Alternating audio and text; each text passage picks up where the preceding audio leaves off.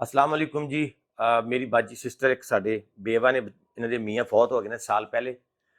ਬਾਜੀ ਨੂੰ ਪਹਿਲੇ ਅਸੀਂ ਮਾਸ਼ਾਅੱਲਾ ਨਲਕਾ ਲਗਵਾ ਕੇ ਦਿੱਤਾ ਹੈ। ਇਹਦੇ ਦੋ ਬੱਚੇ ਫ੍ਰੀ ਐਜੂਕੇਸ਼ਨ ਹਾਸਲ ਕਰ ਰਹੇ ਨੇ ਔਰ ਉਸ ਤੋਂ ਬਾਅਦ ਬਾਜੀ ਨੇ ਕਿਹਾ ਕਿ ਮੇਰੀ ਬੇਟੀ ਸਿਲਾਈ ਸਿੱਖ ਰਹੀ ਹੈ, ਕੱਪੜੇ ਸਿਲਾਈ ਕਰਨਾ।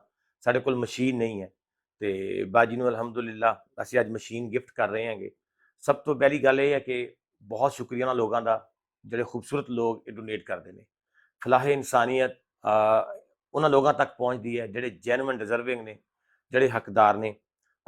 ਬਗੈਰ ਕਿਸੇ ਰੱਖ ਰਖਾਓ ਤੋਂ, ਬਗੈਰ ਕਿਸੇ ਸਿਫਾਰਿਸ਼ ਤੋਂ, ਬਗੈਰ ਕਿਸੇ ਦੇ ਕਹੇ ਤੋਂ ਮੈਨੂੰ ਪਤਾ ਚੱਲਿਆ ਸੀ ਕਿ ਬਾਜੀ ਦੇ ਮੀਆਂ ਫੌਤ ਹੋ ਗਏ ਨੇ।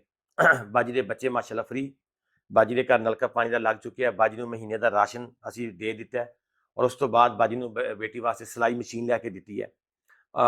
ਸਭ ਤੋਂ ਅਸ਼ਦ ਜ਼ਰੂਰਤ ਜਿਹੜੀ ਹੈ ਉਹ ਬਾਜੀ ਦੇ ਘਰ ਕਮਰਾ ਨਹੀਂ ਹੈ, ਵਾਸ਼ਰੂਮ ਨਹੀਂ ਹੈ। ਬੱਚੀਆਂ ਜਵਾਨ ਨੇ, ਬੇਟੀਆਂ ਨੇ ਬਾਜੀ ਦੀਆਂ ਜਵਾਨ ਨੇ ਔਰ ਦੋ ਬੱਚੇ ਨੇ ਛੋਟੇ ਨੇ ਹਲੇ।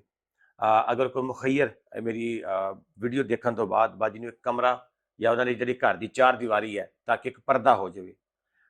ਇਸ ਤਰ੍ਹਾਂ ਪਿੰਡ ਤੋਂ ਮਤਲਬ ਇੱਕ ਦਿਹਾਤ ਤੋਂ ਬਾਹਰ ਆਊਟ ਘਰ ਕੱਲਾ ਕੱਲਾ ਘਰ ਹੈ ਬਾਜੀ ਦਾ। ਬਹੁਤ ਪ੍ਰੋਬਲਮ ਹੁੰਦੀ ਹੈ, ਖਾਸ ਕਰਕੇ ਰਾਤ ਨੂੰ ਬਿਜਲੀ ਨਹੀਂ ਹੈ ਉੱਥੇ। 2024 ਦੇ ਵਿੱਚ ਬਿਜਲੀ ਨਹੀਂ ਹੈ, ਦੁਨੀਆ ਚੰਦ ਤੇ ਪਹੁੰਚ ਗਈ ਹੈ, ਅੱਜ ਵੀ ਬਾਜੀ ਦੇ ਘਰ ਬਿਜਲੀ ਨਹੀਂ ਹੈ। ਜਿਸ ਟਾਈਮ ਹਸਬੈਂਡ ਫੌਤ ਹੋ ਜਾਂਦਾ ਹੈ, ਘਰ ਦਾ ਸਰਬਰਾਹ ਫੌਤ ਹੋ ਜਾਂਦਾ ਹੈ, ਫਿਰ ਕਮਾਉਣ ਵਾਲਾ ਕੋਈ ਨਹੀਂ ਰਹਿੰਦਾ। ਦੁਨੀਆਦਾਰ ਮੋਸਟਲੀ ਤਮਾਸ਼ਾ ਹੀ ਦੇਖਦੇ ਨੇ। ਸ਼ਾਇਦ ਮੇਰੇ ਲਫ਼ਜ਼ਾਂ ਦੇ ਵਿੱਚ ਥੋੜੀ ਤਲਖੀ ਹੋਏਗੀ। ਬਾਜੀ ਦੀਆਂ ਬੱਚੀਆਂ ਨੇ ਵਿਚਾਰੀਆਂ, ਉਹ ਮਿਹਨਤ ਕਰ ਰਹੀਆਂ ਨੇਗੀਆਂ। ਮੈਂ ਆਪਣੀ ਤਰਫੋਂ ਸਿਲਾਈ ਮਸ਼ੀਨ ਲੈ ਕੇ ਦਿੱਤੀ ਹੈ। ਬਾਜੀ ਨੂੰ ਮੈਂ ਹੁਣ ਕਿਹਾ ਯਕੀਨ ਦਹਾਨੀ ਕਰਵਾਈ ਕਿ ਬਾਜੀ ਤੁਸੀਂ ਇੱਕ ਵਾਰੀ ਕਮਰਾ ਤੁਹਾਡਾ ਤਿਆਰ ਹੋ ਜਾਏ ਜਾਂ ਚਾਰ ਦੀਵਾਰੀ ਮੁਕੰਮਲ ਹੋ ਜਾਏ, ਫਿਰ ਅਸੀਂ ਤੁਹਾਨੂੰ ਮੁਰਗੀਆਂ ਰੱਖ ਕੇ ਦੇਵਾਂਗੇ। ਬਾਜੀ ਦਾ ਮੇਰੇ ਕੋਲ ਬਹੁਤ ਜ਼ਬਰਦਸਤ ਪਲਾਨ ਹੈ ਕਿ ਮੈਂ ਇਹਨਾਂ ਨੂੰ 25-30 ਮੁਰਗੀਆਂ ਲੈ ਕੇ ਦੇਵਾਂ ਤਾਂ ਕਿ ਘਰ ਦੇ ਵਿੱਚ ਉਹਦੇ ਅੰਡੇ ਸੇਲ ਕਰਕੇ, ਗੋਸ਼ਤ ਸੇਲ ਕਰਕੇ ਉਹ ਮੁਰਗੀਆਂ ਨੂੰ ਪਾਲ ਕੇ ਉਹ ਆਪਣੇ ਔਰ ਆਪਣੀ ਫੈਮਿਲੀ ਦਾ ਬਾਜੀ ਪੇਟ ਪਾਲ ਸਕੇ। ਚूँकि ਬਾਜੀ ਦੇ ਮਹੀਨੇ ਦਾ ਰਾਸ਼ਨ ਅਸੀਂ ਭੇਜਿਆ ਕਰਾਂਗੇ ਇਨਸ਼ਾਅੱਲਾ। ਔਰ ਉਸ ਤੋਂ ਬਾਅਦ ਬੱਚੇ ਫ੍ਰੀ ਪੜ੍ਹ ਰਹੇ ਨੇ। ਬਿਜਲੀ ਬਾਜੀ ਦੇ ਘਰ ਹੈ ਕੋਈ ਨਹੀਂ, ਵਾਸ਼ਰੂਮ ਬਾਜੀ ਦੇ ਘਰ ਕੋਈ ਨਹੀਂ ਹੈ। ਇੱਕ ਕਮਰਾ ਜਿਹਦੇ ਵਿੱਚ ਬਾਜੀ ਦੇ 4 ਬੇਟੀਆਂ, 2 ਬੇਟੇ, 6 ਔਰ 7ਵੀਂ ਬਾਜੀ ਖੁਦ। ਔਰ ਉਹ ਕਮਰਾ ਕੱਚਾ ਕਮਰਾ ਹੈ, ਕਿਸੇ ਟਾਈਮ ਵੀ ਬਾਰਿਸ਼ ਆਵੇ ਤੇ ਗਿਰ ਸਕਦਾ ਹੈ। ਮੈਂ ਰਿਕੁਐਸਟ ਕਰਾਂਗਾ, ਬਹੁਤ ਸਾਰੇ ਲੋਕਾਂ ਨੂੰ ਅੱਲਾਹ ਤਾਲਾ ਦੀ ਜ਼ਾਤ ਨੇ ਬਹੁਤ ਸਾਰਾ ਨਵਾਜ਼ਿਆ ਹੈ। ਅਸੀਂ ਕੋਠੀਆਂ ਦੇ ਵਿੱਚ ਰਹਿੰਦੇ ਹਾਂ, ਮਹੱਲਾਤ ਵਿੱਚ ਰਹਿੰਦੇ ਹਾਂ।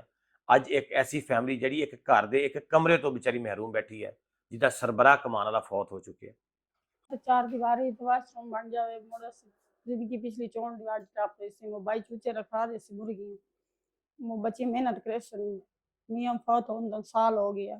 बस बहुत मजबूर से तिथे आया 4 किलोमीटर असि पैदल ही आया तो पैदल ही असि आके जावना असि भाई कहीं वाकिया कोई वसीला होंदा तो कहीं वाकी ना सन छाड़ी हथ लाई है भाई और मेरे भाई और दूर है इथे मेरे अपने बच्चे 10 साल का काका जरा नाल लेके आई बैठी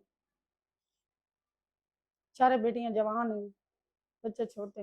हूँ 4 दीवारी ते वाशरूम ते नल कमरा मुड़ भाई कोई वसीला इतना ही बना दे। जज़ाकल्ला जी।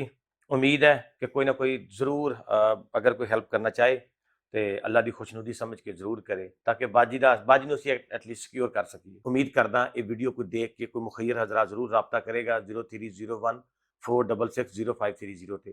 तुहाडी अमानत अगर मेरे को आएगी मैं इंशाअल्लाह लगा के तुहानूं फीडबैक देवांगा।